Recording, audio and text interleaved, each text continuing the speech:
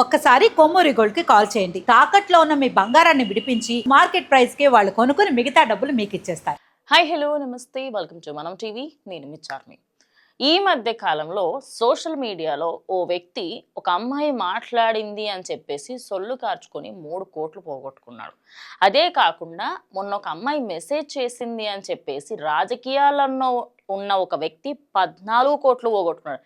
ఇట్లా చెప్పుకుంటూ పోతే ఈ సంవత్సరం మొత్తంలో పుణ్యాత్ములు, నిజంగానే పుణ్యాత్ములు, అది అమ్మాయో కాదో తెలియదు, కనీసం ఆ నంబర్ ఉన్నదో లేదో కూడా తెలియదు, అసలు అది ఫేక్ ఐడియా తెలియదు, అమ్మాయి ఫోటో కనిపించి ఒక ఏఐ వాడి, ఇప్పుడు ఈ మధ్య కాలంలో ఏఐ వాడి ఒక డీపీ పెట్టుకుంటున్నారు. ఆ డీపీ పెట్టుకున్న తర్వాత ఒక వ్యక్తికి మెసేజ్ చేస్తారు. ఇది అందరు చూడండి, నిజం చెప్తున్నా.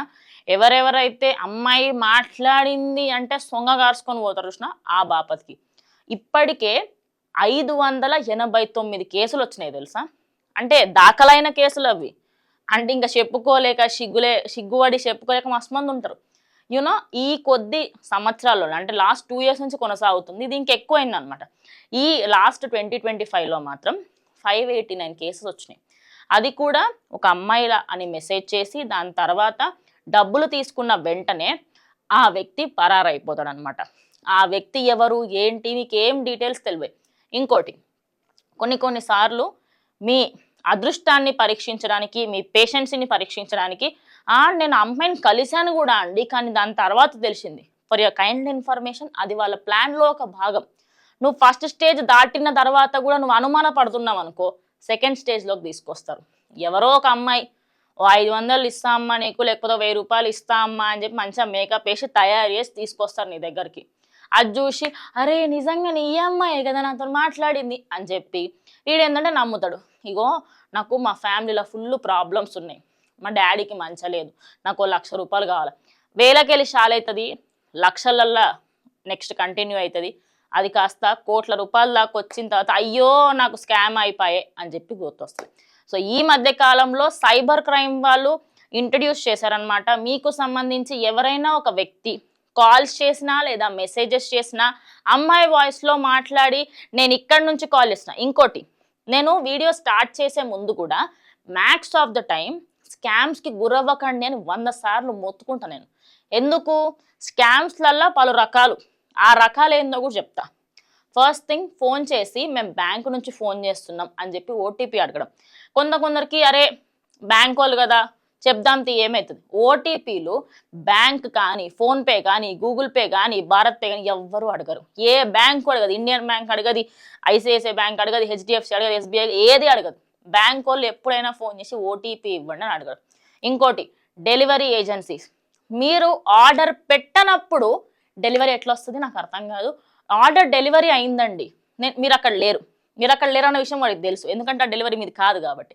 దాని మీద ఒక నంబర్ ఏదైతే మనము బయటకు వెళ్ళే టైంలో ఆర్డర్ పెట్టిన పాత ఆర్డర్స్ ఉంటాయి కదా, అదే డబ్బాలో ఒక పత్తర్ ఏదైనా ఒక రాయి పెట్టుకొని వస్తారనమాట. వచ్చి మీ ఆర్డర్ వచ్చింది సార్ అని చెప్పి ఫోన్ వస్తుంది. అందులో నాకే వచ్చింది రీసెంట్గా ఫోన్ వచ్చి మీ ఆర్డర్ వచ్చింది అంటాడు. నేను ఆర్డరే పెట్టలే, క్యాన్సిల్ చేసేస్తాం మేడం, ఓటీపీ చెప్పండి అంట. అంటే నేను ఇప్పుడు ఓటీపీ చెప్తే వెంటనే నా బ్యాంక్ ఖాతాలో ఉన్న ఎన్నైతే పైసలు ఉంటే మొత్తం ఖాళీ అయిపోతాయి. ఇంకోటి, పేరెంట్స్కి పిల్లల్లాగా ఫోన్ చేయడం. మమ్మీ నేను ఇక్కడ ఉన్నాను, నాకు ఇట్లా నా ఫోన్ మిస్ అయింది, నాకు హెల్త్ బాగాలేదని, లేకపోతే నా ఫోన్ ఎక్కడో పడిపోయిందని చెప్పి అమౌంట్ ఈ నంబర్కి పంపించండి అని చెప్పి మీకు తెలిసిన వ్యక్తులకి సంబంధించే మీ ఫోన్లోనే మీ పక్కింట్లో ఉండే వాళ్ళు కానివ్వండి, లేకపోతే మీ ఆఫీస్లో పనిచేసే ఒక కొలీకే నాకు ప్రజెంట్ 20,000 అవసరం ఉందని మెసేజ్ చేస్తే గుడ్డిగా డైరెక్ట్గా ఫోన్ చేయడము, ఫోన్పేలలో పైసలు కొట్టడం కాదు. ఆ జెన్యూనా కాదా తెలుసుకోండి. అదే కాకుండా అమ్మాయి ఫోన్ చేసింది అనగానే పైసలు కొట్టడము, అదే కాకుండా అమ్మ దొరికిందిరా రేపటి రోజు నాకే మంచిగా ఉంటుంది అని చెప్పి పైసలు పంపడం కాకుండా, ఎవరైనా ఫోన్ చేసి ఓటీపీలు అడిగినా, మనీ అడిగినా వెంటనే ఆ కాల్ డిస్కనెక్ట్ చేయండి. మీ మనీని మీరు కాపాడుకునే ప్రయత్నం చేయండి. బికాస్ పోలీసులు సైబర్ క్రైమ్కి సంబంధించిన కొన్ని స్పామ్ కాల్స్ని డిటెక్ట్ చేసి స్పామ్ అని చూపిస్తున్నారు. వాళ్ళు చేసినంత ప్రయత్నం వాళ్ళు చేస్తున్నారు. కానీ ఇక కరువు బ్యాచ్ ఉంటే ఎంతగాని చెప్తాం. కరువు ఉన్న ప్రాంతాల్లాగా బిహేవ్ చేయకుండా పెళ్ళిళ్ళు చేసుకొని కాపురాలు చేసుకుంటే మీరు మంచిగా ఉంటే దేశంలో గిట్లా అక్రమాలు, గిట్లా ఉత్తుత్తగా స్కామ్లు జరగకుండా ఉంటాయి. సో ఇలాంటివి కాకుండా ఇంకా ఏ స్కామ్ అయినా ఎవరైనా ఫోన్ చేసి ఓటీపీస్ అడిగినా, లేదా బ్యాంకుకి సంబంధించి ఫోన్ చేసినామన్నా అస్సలు రిప్లై ఇవ్వకండి. అమ్మాయి ఫోన్ చేసి నాకు ఇంత అవసరం ఉంది అని చెప్పి ముద్దుగా మాట్లాడి నవ్వుకుంటూ వీడియో కాల్ చేస్తే అవి నిజమని నమ్మి కోట్లు దాని బ్యాంక్ ఖాతాలో వేసి పాడుగాకరు. సో ఈ తెలంగాణలో మాత్రమే 500కి పైగా కేసులు వెళ్ళినాయంటే ఇంకా ఇండియా మొత్తంలో తీస్తే వేలాలు ఉంటాయేమో.